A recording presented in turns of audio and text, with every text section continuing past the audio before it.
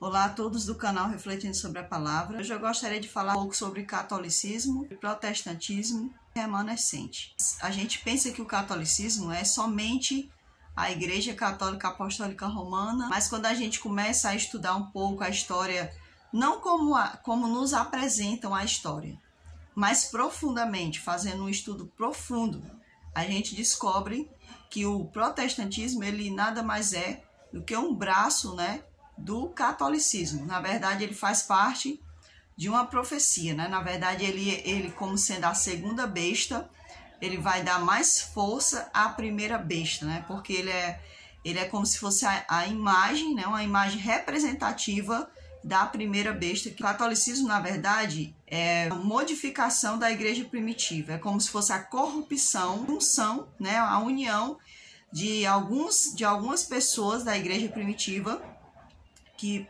provavelmente eles não tinham nada de Cristo, Eles não tinham realmente um amor verdadeiro por Cristo. Talvez eles estivessem inseridos no meio do corpo de Cristo com o único intuito que era de corromper, ou então de se aproveitar do corpo de Cristo para algum ganho de poder social.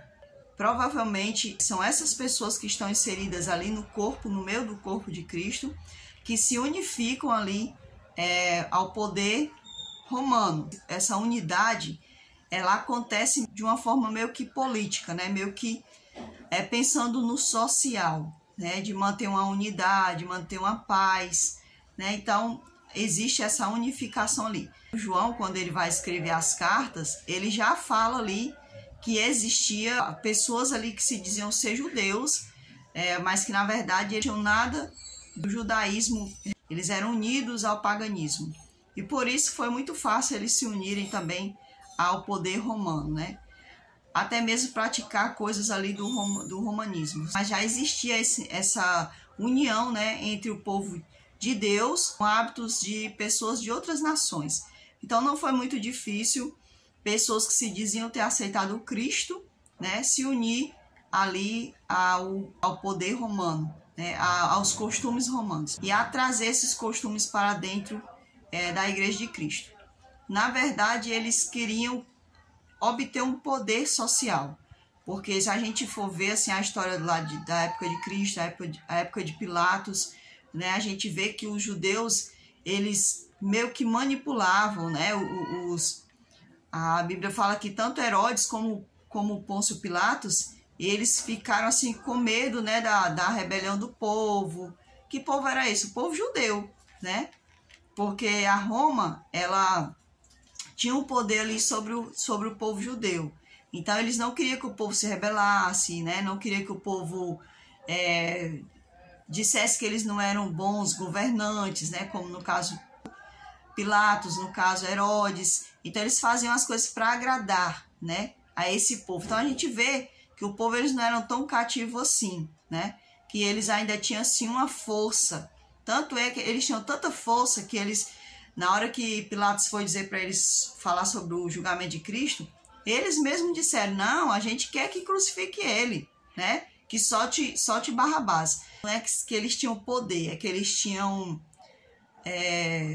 essa capacidade, além induzindo de uma certa forma a política aonde eles viviam, onde eles estavam inseridos. Essa unificação, ela vai se tornando cada vez maior, até que acontece esse laço. Claro que essa unificação, ela vem a acontecer fortemente na época de Constantino, porque a gente sabe que Constantino foi o cabeça, ele que é trazido assim como o Moisés, Se você for ler o livro dos Mártires, a pessoa que escreveu o livro dos Mártires, John Foxe, ele vê o Constantino não como alguns protestantes veem, Alguns protestantes veem o Constantino como sendo uma própria presença do mal que unifica ali, que insere o mal dentro da igreja primitiva.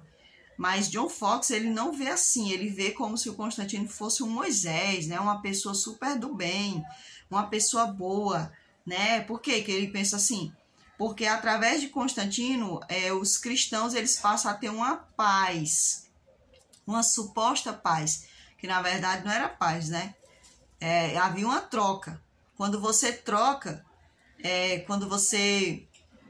Quando há essa troca, quando tipo você abre mão de algo em relação a Deus para obter uma paz nesse mundo, então na verdade isso chama-se você se deixar ser induzido pela besta.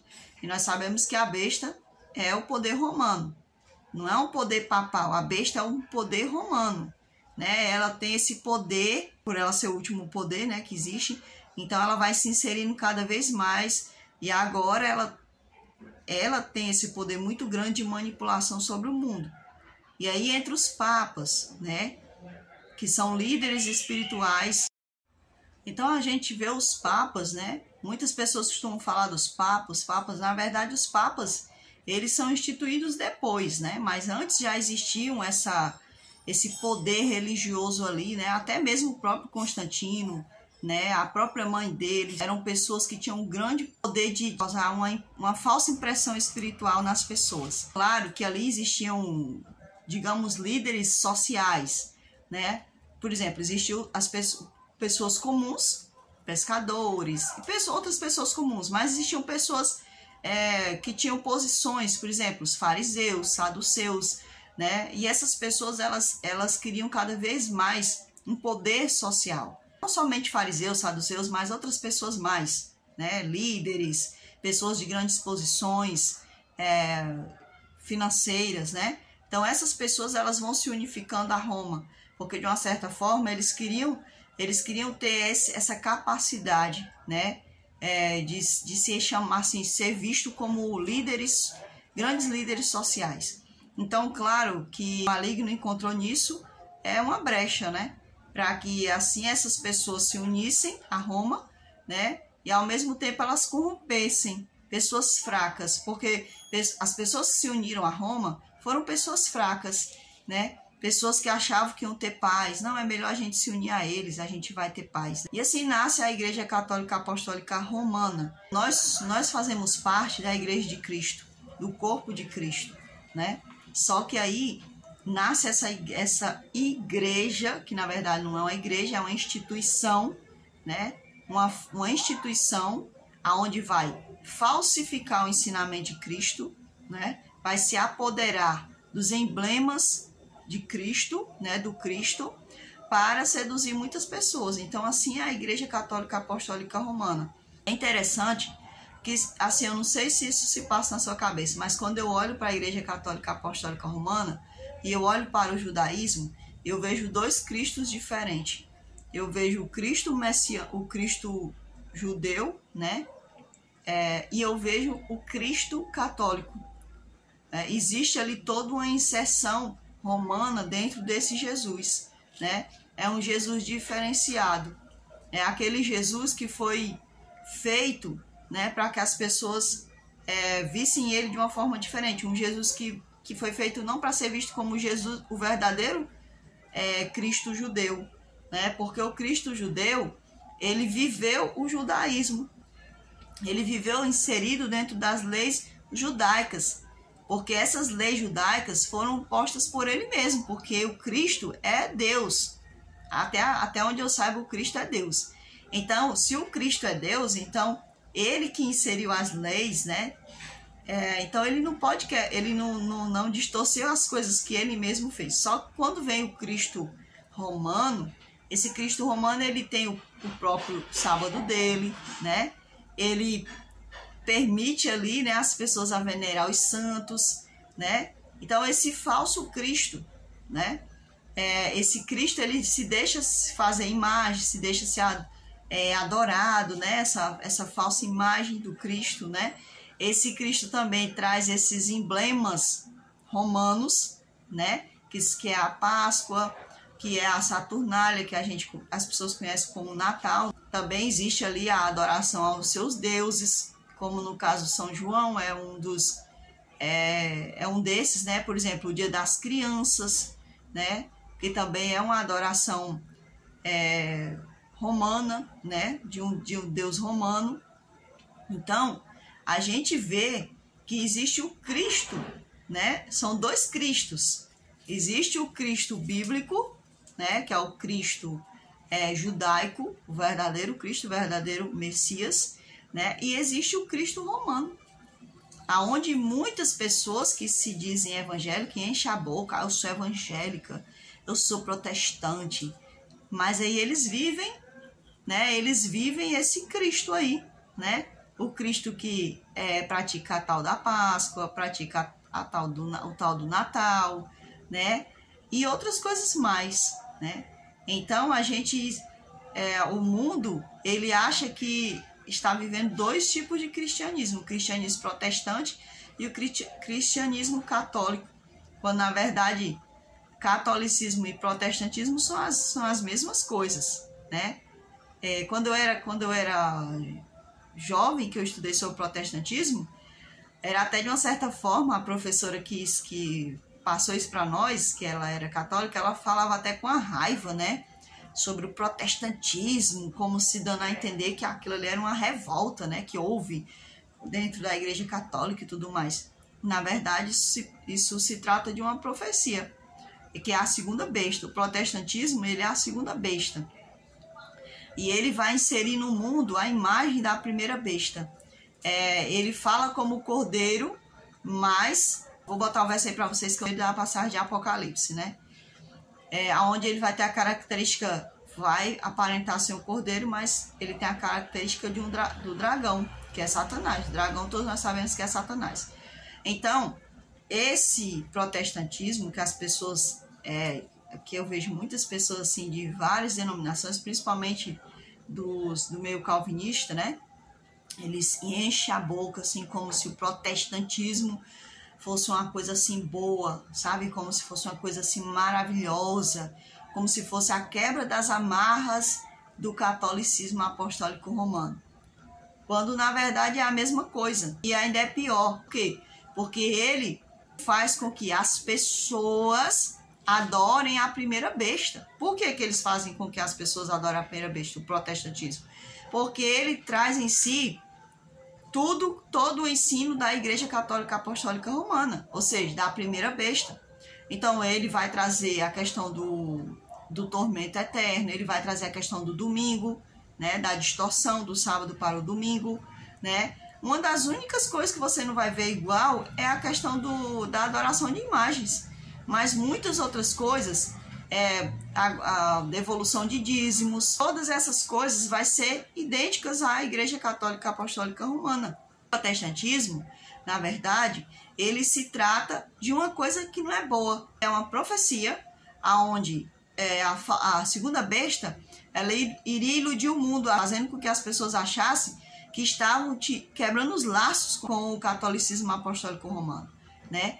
E aí onde entra aquela passagem que também fala assim, que a primeira besta, ela foi ferida por espada, mas depois ela teve a sua ferida curada. Muitas pessoas levam essa passagem para a questão social. Diz que foi a época que o Papa foi preso, que a Igreja Católica Apostólica, de certa forma, perdeu a sua força. Aí a ferida foi curada quando vou botar aí na tela aí para vocês o nome dele, devolveu lá a autoridade para a Igreja Católica Apostólica Romana, quando ele deu lá o Estado do Vaticano para a Igreja Católica Apostólica Romana, né? Então eles explicam dessa forma. Mas se a gente for ver também aqui a palavra do Senhor, ela diz que espada é a palavra de Deus. A gente sabe que, historicamente falando, muitos homens começaram a se levantar, homens movidos pelo Espírito Santo de Deus. Esses homens, eles começaram a ver que não era daquele jeito como era ensinado para eles, lá dentro da Igreja Católica Apostólica Romana. Então eles começaram a dizer, não, a palavra, as escrituras dizem assim, por que a liderança católica fala assim para nós? Por que a igreja diz que nós devemos adorar imagens, se nas escrituras diz que não é para adorar imagens? Então eles começaram a fazer questionamentos. Por que ela ensina que as crianças podem ser batizadas? Quando que a palavra do Senhor diz que não, a pessoa para ser batizada ela tem que ter entendimento do que ela está fazendo. Por que elas praticam a missa? Não é para praticar a missa, é para praticar a Santa Ceia, aonde é só uma lembrança, né? Uma reconciliação. É isso, a Santa Ceia é uma reconciliação com o Senhor. Não é eu praticar a missa onde eu trago ali como se eu matando o Cristo novamente, porque a missa é isso. Quando você pratica a missa, Você está praticando o ato como se, na cabeça deles, né, as pessoas que inventaram a missa, você está fazendo todo o ritual de matar o Cristo. É como se você estivesse matando um cordeiro ali que não existe, né? Então é como se fosse isso. Então, essa prática da missa, ela é um tanto quanto diabólica, eu diria assim, né? Mas na cabeça de muitas pessoas, elas não vão pensar assim, né? Mas a missa, ela não é uma prática, né, aceitável diante de Deus, né? Na verdade, ela é um ato até mesmo muito errado, né? Diante das Escrituras. Outras coisas também que eles questionaram, questão do dízimo. O dízimo não existe mais, né? E aí eles foram questionando. Por exemplo, eles também questionaram a questão de praticar as obras para obter a salvação, né? As indulgências, pagamento de indulgências. Eu tenho que praticar certos rituais. Era sobre isso que Lutero falava. Lutero, ele dizia assim: somos salvos pela graça, não por obras. Lutero sempre bateu nessa tecla, o que muitos protestantes, né, erroneamente confundem com a lei de Deus. Lutero, se você for ver, Lutero nunca questionou a lei de Deus. Lutero questionava as tradições católicas, aonde ele questionava se nós já éramos salvos pela graça de Cristo, então por que tinha que se praticar tantas tradições, por que tinha que se praticar tantas coisas para poder obter a tal da salvação? Se nós já éramos salvos por Cristo, se as pessoas já eram salvas pela graça de Cristo. Então, muitos católicos hoje, querendo bater na tecla, se levantar contra a lei de Deus, muitos protestantes, né? Eles ficam questionando a lei de Deus, a verdadeira lei de Deus, né? A lei judaica, a verdadeira lei inserida, que é trazida ali por alguns judeus, né? Que hoje a gente sabe que nem todos os judeus seguem tanto assim a Deus. Então, esses homens, eles começaram a se levantar e a questionar. E aí, esses homens, eles começaram a colocar em xeque, né? Eles começaram a colocar em dúvida o poder da Igreja Católica Apostólica Romana como a única Igreja de Deus, como ela se declarava, né? Então, esses homens, que muitas pessoas chamam eles de protestantes, de reformadores, mas eles nunca se denominaram isso. Esses homens nunca foram protestantes, eles nunca foram reformadores, eles nunca abriram denominações, eles apenas se levantaram contra as mentiras. Foi isso que esses homens fizeram, eles se levantaram contra as mentiras, né? Mas aí alguém, né, algumas pessoas querendo trazer para si um novo tipo de, vou chamar de religião. Muitas pessoas chamam o protestantismo de religião, né? Muitas pessoas querendo fazer uma nova religião, que no caso é o protestantismo, e até mesmo querendo fazer um partido político, né? Porque o protestantismo naquela época, ele não era só um poder religioso, ele na verdade era um partido político, né? Tinha os católicos e tinha os protestantes. Então eles guerreavam por terra, eles guerreavam por domínio, né? E eles obrigavam as pessoas a entrar nas guerras, né? Muitas pessoas não queriam entrar nas guerras porque sabiam que aquilo não fazia parte de Deus. Então, essas pessoas foram que fizeram o tal do protestantismo, tá certo? Não foi hoje em dia a gente vê assim na história, né? Lutero que fez o protestantismo, né? Ele que fundou o protestantismo, né? No ano tal, né? As pessoas costumam muito dizer isso sobre Lutero, quando que Lutero nunca fez isso. Na verdade, Lutero foi como John Wycliffe, como Tyndale e como tantos outros. Ele apenas foi um dos que também questionou, lutou contra, né? Questionou essas coisas, né? Que eram pregadas pela tal da Igreja Católica Apostólica Romana, que detinha para si o título de a única Igreja verdadeira de Deus, né? Por que ela detinha esse título? Porque existiam os remanescentes. Quem eram os remanescentes? Eram aqueles cristãos verdadeiros, os verdadeiros filhos de Deus. né? Não estou dizendo aqui que no meio do catolicismo, no meio do protestantismo, não existam verdadeiros filhos de Deus. Mas aquelas pessoas que realmente eles estavam dispostos a pagar um alto preço para carregar sobre si o nome de Cristo, custasse o que custasse. Esses eram os remanescentes.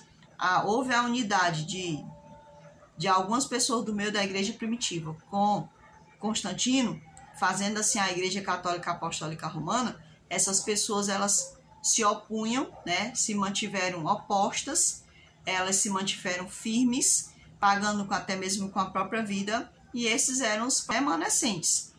E alguns remanescentes, eles receberam alguns nomes. Por exemplo, alguns receberam o nome de anabatistas, outros receberam o nome de valdenses, outros grupos receberam o nome de albigenses, mas não é que eles se institucionalizaram com isso, não é que eles tinham uma denominação com esse nome, não é que eles tiveram uma placa, né? Não é que eles abriram lá uma casa de adoração, de oração, onde eles botaram a placa, os valdenses, os albigenses, os anabatistas. Não.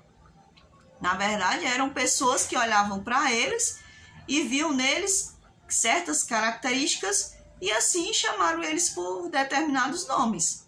Por exemplo, os anabatistas, eles eram chamados assim porque eles eram contra o batismo de crianças, né? Eles eram contra o dízimo, que era cobrado tanto no catolicismo quanto no protestantismo, mas isso as denominações não contam, né? Isso aí quando a gente quer conhecer a verdade de Cristo, a gente ora a Deus e a gente, ao estudar, a gente ao ler, ao assistir certas coisas, né, a gente vai percebendo as verdades escondidas ali atrás, que a história não vai te contar detalhe por detalhe, que dentro da denominação tão querida por muitos, né, não vai contar para você, né? Muitas pessoas não vão contar para você lá dentro das denominações que esses homens, eles se opunham totalmente contra muitas coisas, né? Então, você não vai ver isso nas denominações sendo contadas. Eles vão contar só o quê? O que é que eles sempre contaram para nós sobre os valdenses, sobre os anabatistas, sobre os albigenses? Eles eram pessoas de muita coragem. Eles defenderam o evangelho, eles não se corromperam, né? É só isso que eles falam para nós. Aí eles falam algumas coisinhas assim, tipo assim, é porque, por exemplo, a pessoa que não pratica o batismo de criança, aí eles vai exaltar essa questão dos anabatistas que não batizavam crianças, né? Aí, sobre os valdenses, né? Aí, sobre os albigenses, por exemplo, eu mesmo já vi no meio da IARJ pessoas falando que os albigenses guardavam o sábado, né? Assim, por que eles guardavam o sábado? Porque a maioria deles vieram da verdadeira igreja primitiva. E a verdadeira igreja primitiva, eles sabiam que não se deveria transgredir o sábado, o sétimo dia, né? Então, as pessoas, quando elas vão lá para as denominações, existem coisas que elas não vão descobrir. E muitos nem querem descobrir. Muitos estão tão acomodados, estão tão felizes com as mentiras que estão escutando e com as meias verdades, né? Que estão passando para eles. Tá bom demais assim. Não precisa eu aprender mais nada, não. Porque se eu aprender, aí eu vou ter que pagar um preço. E um dos preços que você paga quando você descobre certas verdades é que você praticamente vai ser isolado.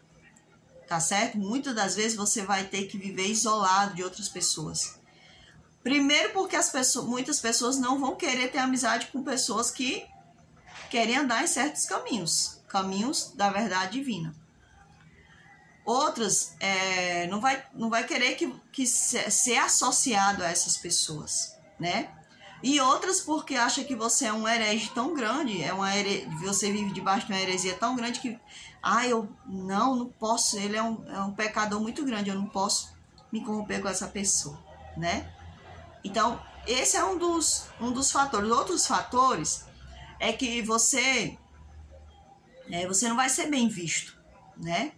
Então, tipo assim, olha, se eu escolher essas verdades, aí eu vou perder, eu não vou mais poder cantar lá dentro da denominação, não vou mais poder pregar, eu não vou mais poder fazer isso nem aquilo.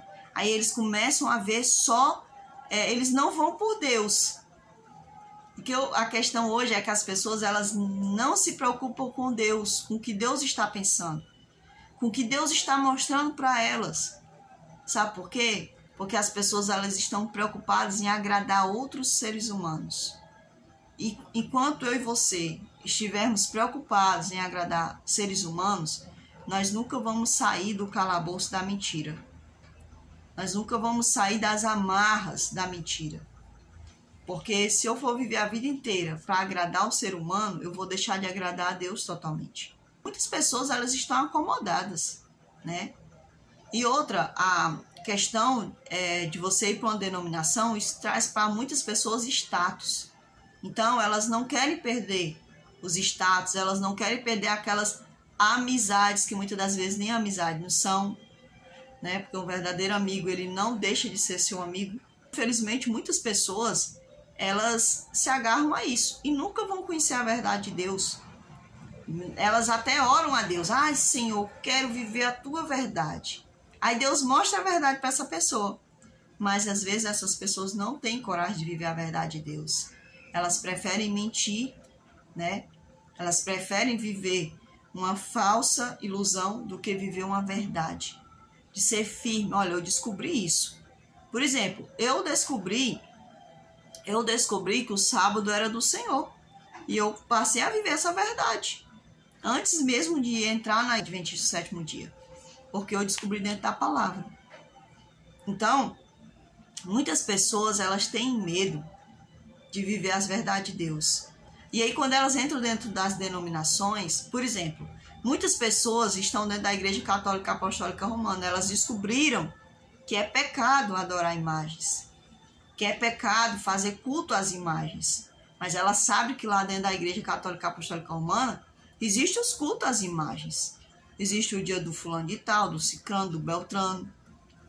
Existe as romarias, as procissões. Essas pessoas continuam ali, porque elas acham que se sair do meio de uma denominação, elas ainda estão agarradas naquela mentira de que você tem que ir à denominação, porque se você não pertencer a uma denominação, você está em pecado, né? Você vai estar pecando contra Deus, você vai morrer espiritualmente, como se a denominação fosse que te desse a vida. Na verdade, quem nos dá a vida é o Senhor.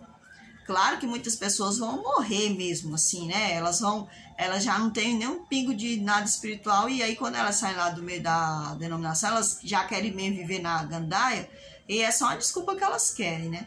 A mesma coisa, muitas pessoas descobrem sobre dízimo, e eles não têm a coragem de viver a verdade do dízimo. E essa daqui é uma coisa que bate, viu?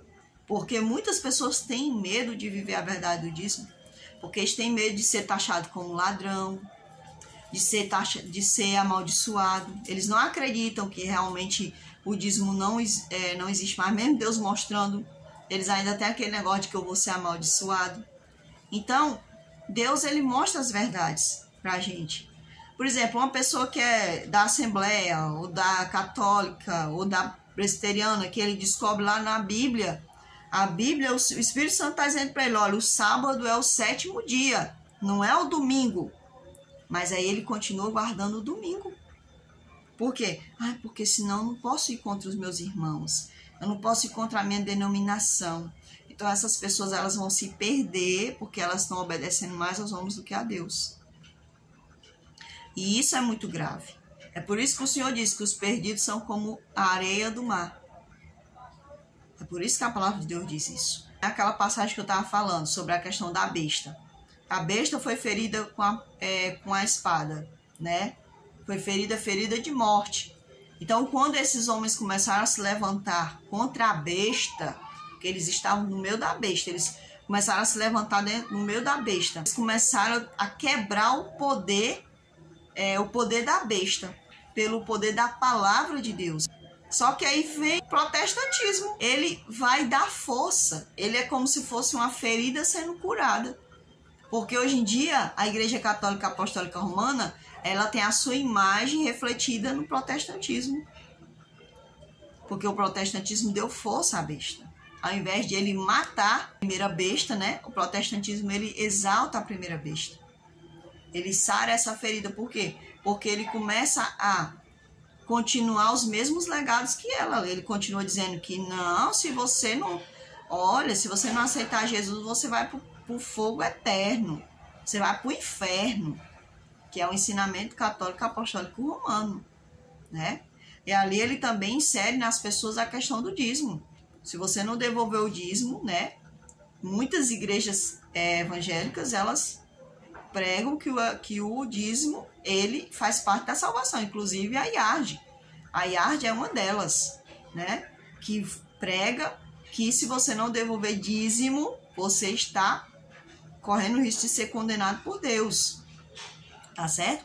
E muitas outras igrejas também pregam isso. A questão do domingo. Essa aqui é uma das coisas mais fortes que existe. Que é uma das ligaduras mais grandes que tem entre o protestantismo e o catolicismo. É o domingo. O domingo e a imortalidade da alma são as ligaduras mais fortes que existem entre o protestantismo e o catolicismo. A gente vai ver que o protestantismo, ao invés de ele matar, né, o poder da primeira besta, que é o catolicismo, na verdade ele faz dar mais ênfase. Ele faz com que a Igreja Católica Apostólica Romana ela seja mais lembrada ainda. Porque quando um evangélico ele fala assim para mim, ó, um protestante fala assim para mim, olha, o dia do Senhor é o domingo, porque o Senhor ressuscitou no domingo.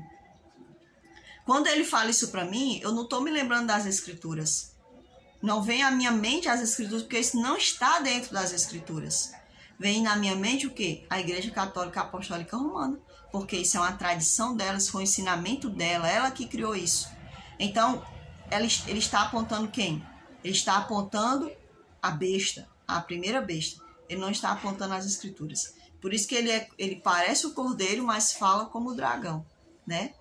Na verdade, ele traz em si a autoridade do dragão, né? Então, a gente vê aqui que o catolicismo, o protestantismo, são duas desgraças que existem no mundo, né? Porque ambos fazem parte de uma profecia de engano. O protestantismo, que é o mesmo falso profeta. Ele é o falso profeta porque ele insere no mundo a falsa palavra. Ele mente para as pessoas.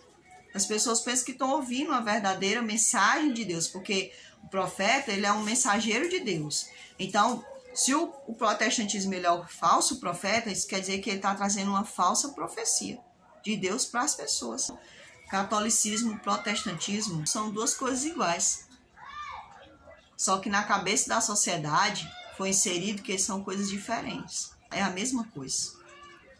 E aí quando você vem para o remanescente é aqueles que quebram as amarras, tanto com o catolicismo quanto com o protestantismo.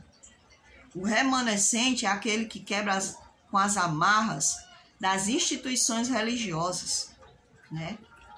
Com esse sistema da Babilônia. Esse é o remanescente. Então o remanescente ele não tem parte nem com o catolicismo e nem com o protestantismo. A parte dele é com o Cordeiro.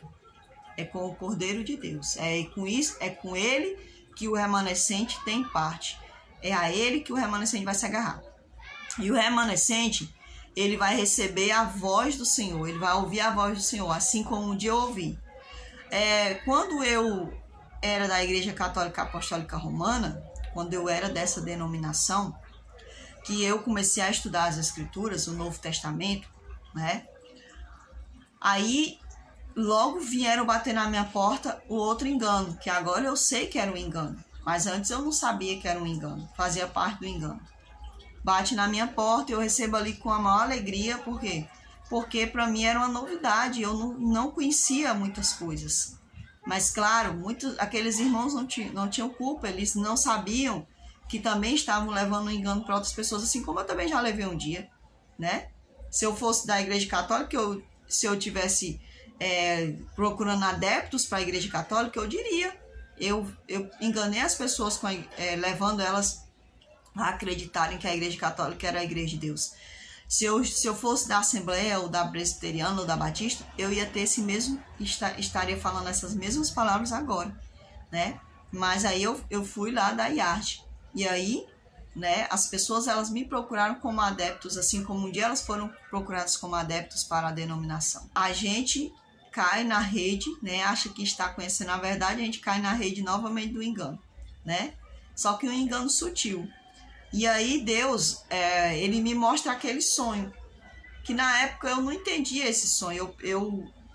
Na verdade, eu entendi assim, né, no sonho. Por exemplo, quando eu comecei a frequentar a IARD, não era nem batizada ainda, estava me preparando para batizar, né, que muitas das vezes a gente acha que está batizando por Cristo, mas na verdade eles querem batizar você para você ser um membro, um adepto daquela denominação, né?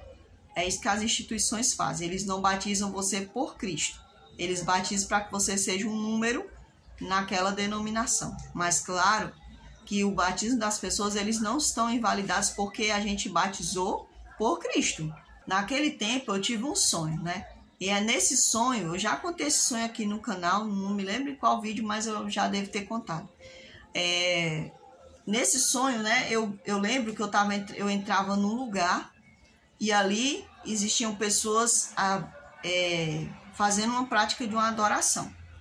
Na minha mente, parecia serem muçulmanos e ao mesmo tempo parecia ser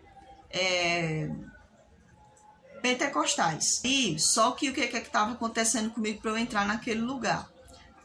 Havia uma espécie de um, eu vou dizer um monstro, mas não era um monstro, né? Era como se ele fosse um morcego gigante. E ali finalizar aqui o vídeo, né? Eu tive que fugir ali do lugar onde eu estava, porque começou ali umas músicas e tudo mais. E aí o barulho é grande, né? E aí eu começo a me desconcentrar e eu fico mais gaga ainda, né? Eu dou uma travada, minha voz falta um pouco não sair. Então eu tive o sonho onde eu vi essa espécie de um morcego, né? Onde esse morcego ele vinha atrás de mim tentando me agarrar, né? E ali eu começava a fugir e eu vi esse prédio. No que eu entrava nesse prédio, eu vi essas pessoas agachadas como se eles estivessem adorando. Parecia um templo. Essas pessoas estavam agachadas e eu ficava na porta e eu dizia assim, aqui ele não vai entrar, porque aqui é a coisa de Deus. Ali, quando eu olhava, o monstro conseguia entrar. E aí eu saía correndo. E eu entrava noutra sala onde tinha pessoas adorando também. E ali o monstro, né, essa espécie desse ser, né, eu vou dizer assim um ser, porque não era um monstro. Ele era uma espécie de um ser, uma espécie de um morcego gigante, né, todo muito escuro, né, com as asas muito grandes.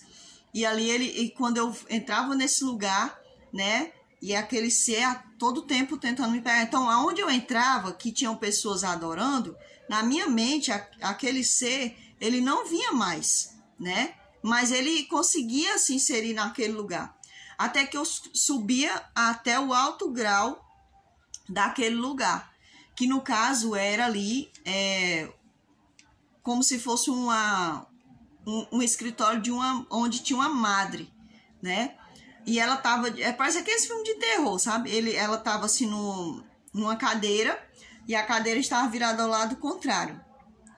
Aí eu entrava na sala, eu dizia assim, aí eu sabia, que no sonho eu sabia que ali era o local onde ficava a madre. Poderia ter um padre, mas no sonho era a madre. Não sei por qual motivo tinha essa espécie de pessoa ali, né? Uma madre, né? E eu ficava novamente na porta e eu dizia assim, aqui ele não vai entrar, porque aqui aqui é uma pessoa que também é de Deus. Eu já tinha visto pessoas que eram protestantes, evangélicas, muçulmanas, e agora há uma pessoa que representava a Igreja Católica Apostólica Romana que estava no topo do prédio.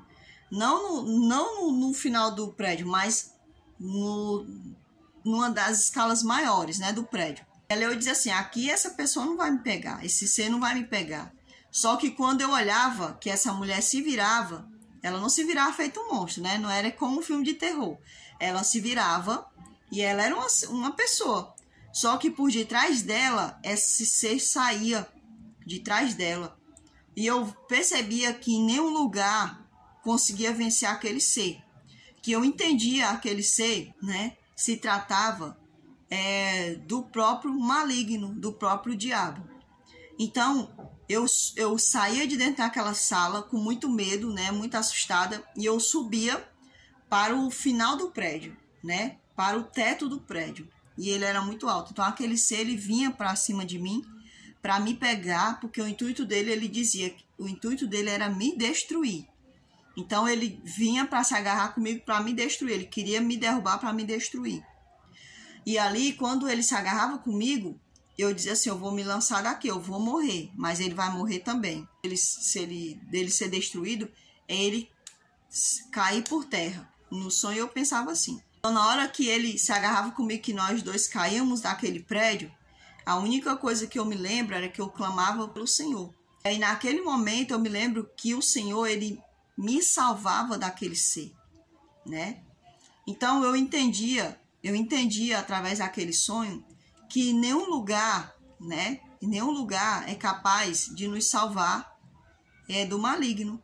Só existe o poder em Deus. Só o Senhor pode nos salvar do maligno. Só o Senhor pode nos livrar das amarras do diabo. Só o Senhor, ninguém mais. Tá certo? Então, muitas denominações, elas trazem em si a propaganda de que elas são a casa de Deus, de que ali está a salvação. Muitas pessoas usam essa frase erroneamente. Você não pode sair da presença de Deus. Não deixe a igreja, não saia da presença de Deus, como se aquele lugar ali fosse a presença de Deus. E muitas pessoas vão ali, mas elas não buscam a verdadeira presença de Deus. E é por isso que muitas delas não conseguem deixar o pecado. Porque o pecado, ele é vencido, ele é largado quando a gente busca verdadeiramente a Deus. Não é o lugar, é Deus. Nos ensinaram de forma errada que a salvação, né, está ou no catolicismo ou no protestantismo. A salvação é uma pessoa, é Cristo. Esse vídeo é para que você possa aceitar a verdade de Cristo, né? A verdade aonde nos ensina que catolicismo, protestantismo, todos fazem parte da profecia do engano, aonde um é a primeira besta, o outro é a segunda besta, né? E nós devemos ser os remanescentes, nós devemos ouvir a verdadeira voz de Deus e nos libertarmos e servirmos ao Deus de verdade, né? Não devemos ter medo desse mundo, não devemos andar de acordo com esse mundo, devemos andar de acordo, em comum acordo com o Cordeiro de Deus. Então fiquem todos com Deus e até o próximo vídeo, se assim o Senhor nos permitir.